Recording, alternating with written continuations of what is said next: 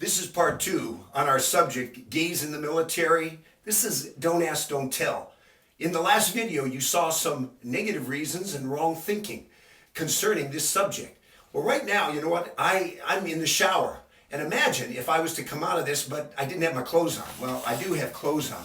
But there are many people today that would say, you know what, I'm openly gay as an individual. What excites me and arouses me, if, you know, I'm in a room and I see people that are not wearing clothes, and as a man, if I see guys that are naked and in showers and in close confines, walking around, stretching, laying out, that's what really floats my boat and gets me going.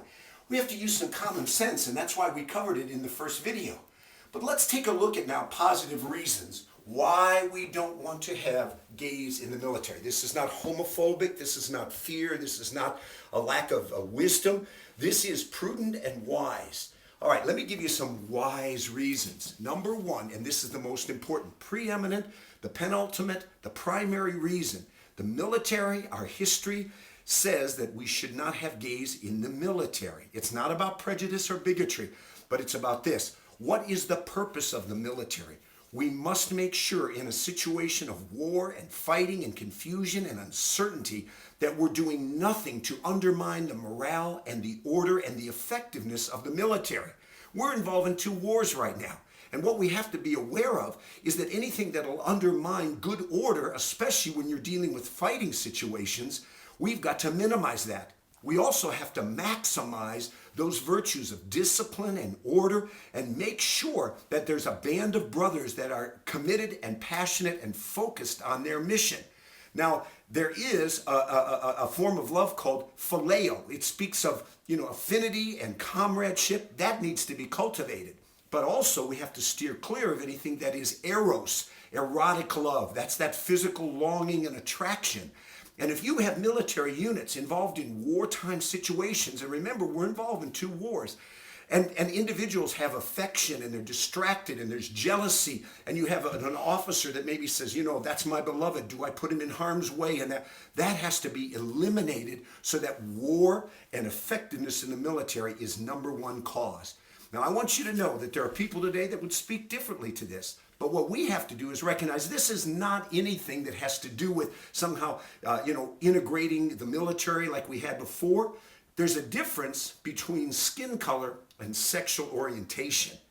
I can't choose what my skin color is, but I can choose my sexual orientation.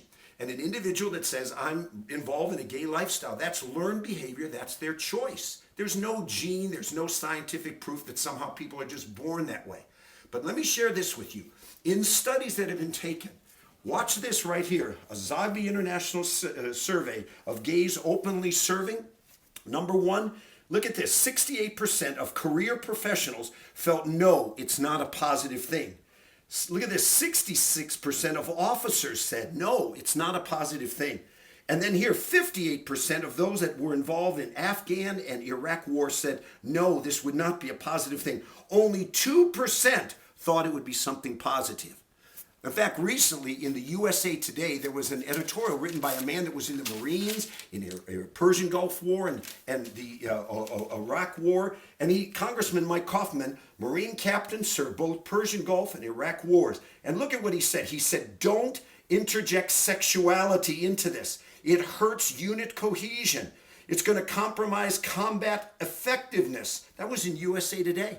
So today, what we want to do is look out for a gay person, make sure they're not put in an environment, in an atmosphere where they're being seduced, tempted, and then prone to somehow give in to things that would be very detrimental to themselves. And also for people to say, I'm uncomfortable with this. I don't want to be in a room and have a roommate or be in showers or in bathrooms or laying in a bunk or a bed with a guy that says, this is what arouses me to be around men like this. And then number one, though, we have to consider the military effectiveness and what is the purpose of the military. You say, well, hey, isn't the military a microcosm of society? No, you forgo your freedoms. You can't just criticize your officer. It's a different game and it's voluntary. It's not mandatory. So let's be wise, let's be prudent, and let's make sure we maintain the right policy for all involved.